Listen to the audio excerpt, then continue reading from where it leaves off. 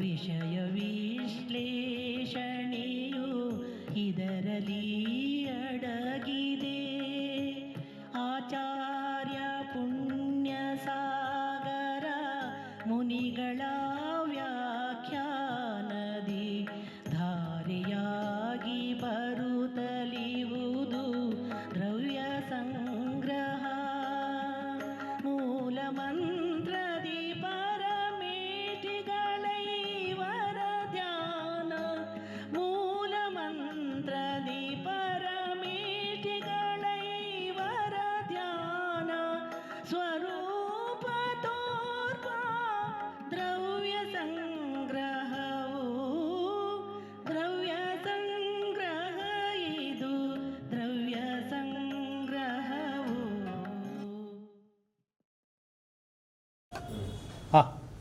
ಅಟ್ಟ ಚದುನಾಡ ದೋಷಣಂ ಸಾಮಣ್ಣಂ ಜೀವಲಕ್ಕಣಂ ಭಣಿದಂ ಓವಾರು ಶುದ್ಧನಯ ಶುದ್ಧಗುಣಂ ದೋಷಣಂ ನಾನಂ. ಅಟ್ಟ ಚದುನಾಡ ದೋಷಣಂ ಸಾಮಣ್ಣಂ ಜೀವಲಕ್ಕಣಂ ಭಣಿದಂ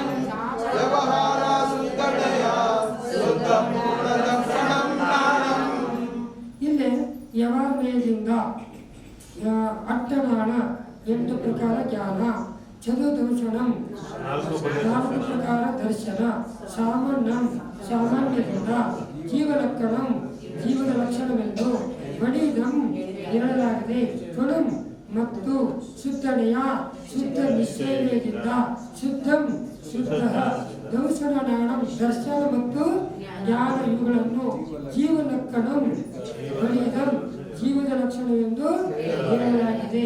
ಯವಾಮೇದಿಂದ 8 ಪ್ರಕಾರದ ಜ್ಞಾನ, 4 ಪ್ರಕಾರದ ದರ್ಶನ, ಸಾಮಾನ್ಯ ರೂಪದಿಂದ ಜೀವದ ಲಕ್ಷಣಗಳನ್ನು ತಿಳಿಸಿದ್ದಾರೆ. ಶುದ್ಧ ಯವಾಮೇದಿಂದ ಶುದ್ಧನೆಯದಿಂದ ಶುದ್ಧ ಜ್ಞಾನ, ಶುದ್ಧನೆಯದಿಂದ ಶುದ್ಧ ದರ್ಶನ ಜೀವದ ಲಕ್ಷಣವಾಗಿದೆ. ಶುದ್ಧ ದರ್ಶನ ಹೇಗಾಗತ್ತೆ ನಮ್ಗೆ? ಅಲ್ಲಿ ಅಶುದ್ಧ ಯಾವುದೂ ಬರಬಾರ್ದು. ಈಗ ಒಂದು ಕಬ್ಬಣಿದೆ, ಕಬ್ಬಣ ತಗೊಂಡು ಏನು ಮಾಡ್ತಾರೆ ಅದನ್ನು ಕಾಸ್ತಾರೆ. ಕಾಸಿದಾಗ ಏನು ಮಾಡ್ತಾರೆ ಅದನ್ನು ತನಗೆ ಹೆಂಗೆ ಬೇಕು ಹಂಗೆ ಡಿಸೈನ್ ಮಾಡ್ಕೊತಾರೆ. ಡಿಸೈನ್ ಮಾಡ್ಕೊಂಡು ಏನು ಮಾಡ್ಕೊತಾರೆ ಅದನ್ನು ಮತ್ತೆ ನೀರಾಗ ಇಡ್ತಾನೆ. ನೀರಾಗ ಇಡೋದು ತೆಗೆಯೋದು, ನೀರಾಗ ಇಡೋದು ತೆಗೆಯೋದು. ಅವಾಗ ನೀರು ಏನು ಮಾಡ್ತೈತೆ ಅದು ಎಲ್ಲ ಹೀರ್ಕೊತೈತಿ, ಗೊತ್ತಿಲ್ಲ. ಅದ್ರ ಕಡೆ ಅಶುದ್ಧತೆ ಏನಾಗ್ತೈತೆ ಅದು ಎಲ್ಲ ಬಿಟ್ಟು ಹೋಗ್ತೈತಿ. ಮತ್ತು ಶುದ್ಧತೆ ಏನು ಮಾಡ್ತೈತಿ ಗ್ರಹಣ ಮಾಡ್ಕೊತೈತಿ. ಅದೇ ಥರ ನಾವು ಏನು ಮಾಡ್ಕೋಬೇಕು, ಅಶುದ್ಧನ ತ್ಯಾಗ ಮಾಡಬೇಕು, ಶುದ್ಧವನ್ನ ಗ್ರಹಣ ಮಾಡ್ಕೊಳ್ಬೇಕು. ಅವಾಗ ಅದೇನಾಗ್ತೈತಿ ಕಬ್ಬಣ ಅಶುದ್ಧವಾಗಿ ಡಿಸೈನ್ ಆಗ್ತೈತಿ. ನೋಡ್ಲಿಕ್ಕೂ ಕೂಡ ಅದೇನಾಗ್ತೈತಿ ಶುದ್ಧವಾಗಿ ಕಾಣ್ತೈತಿ. ಬಂಗಾರ ನೋಡಿ, ಬಂಗಾರನ ಎಲ್ಲಿ ಬೇಕಾದ್ರೂ ತೊಗೊಂಡು ಚೆಲ್ರಿ. ಬಂಗಾರನ ಚೆಲ್ಲದಾಗ ಮಣ್ಣಾಗಿದ್ರು ಎಷ್ಟೋ ಸಾವಿರಾರು ವರ್ಷ ಅದು ನಡೆಯುವ ಮಣ್ಣಾಗಿ ಬಿದ್ದರೂ ಕೂಡ ಬಂಗಾರ ಏನಾಗಿರ್ತೈತಿನ್ರಿ ನಾನಷ್ಟೇ ಕಿಟ್ಟ ಕಾಲಮ ಇರ್ಬೋದು. ಬಂಗಾರ ಬಂಗಾರನೇ ಇರ್ತೈತಿ. ಅದು ಬಂಗಾರಗಳಿಗೆ ಏನೂ ಆಗೋದಿಲ್ಲ, ಬಂಗಾರ ಸವಿಯೋದಿಲ್ಲ. ಬಂಗಾರ ಹೆಂಗಿರ್ತೈತಿ ಅದು ಬಂಗಾರ ಆಗೇ ಇರ್ತೈತಿ. ಹಾಗಾಗಿ ನಮ್ಮ ಆತ್ಮ ಹೆಂಗಿರ್ತೈತಿ, ನಿನ್ನ ಆತ್ಮ ಬಂಗಾರ ಆಗಿರ್ತೈತಿ. ಹೌದಿಲ್ಲ? ಹೆಂಗಿರ್ತೈತಿ ಶುದ್ಧ ಮಾಡಿದೆ. ಹೆಂಗೆ ಶುದ್ಧ ಮಾಡಬೇಕು ಅದನ್ನು ತಪಸ್ಸೆ ಮಾಡಬೇಕು. ಯಾವ ಥರ ತಪಸ್ಸೆ ಮಾಡಬೇಕು? ಸಮ್ಯಕ್ ದರ್ಶನ ಸಮ್ಯಕ್ ರೂಪದಿಂದ ಶುದ್ಧ ಮಾಡಬೇಕು. ಅದರ ಜ್ಞಾನದಿಂದ ಶುದ್ಧ ಮಾಡಬೇಕು. ಯಾವ ಜ್ಞಾನದಿಂದ? ಸಮ್ಯಕ್ ದರ್ಶನ ಸಮ್ಯಕ್ ಜ್ಞಾನ, ಸಮೀಚೀನ ಜ್ಞಾನ ಅಂತ ಹೇಳ್ತಾರೆ. ಆ ಜ್ಞಾನ ನಮ್ಮ ಒಳಗಿರ್ತದೆ. ಅದಕ್ಕಾಗಿ ಈ ಮೂರನ್ನು ತಿಳ್ಕೊಳ್ಳೋಕೆ ನಾವೇನು ಮಾಡಬೇಕು?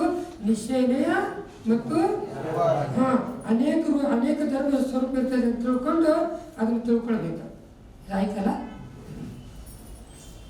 ಸಮಯ ಇದ್ರೆ ಹೇಳಿ, ಇನ್ನೊಂದು ಮುಂದೆ ಹೇಳ್ತೇನೆ. ಅಲ್ಲಿ ಸಮಯ ಐತಿ.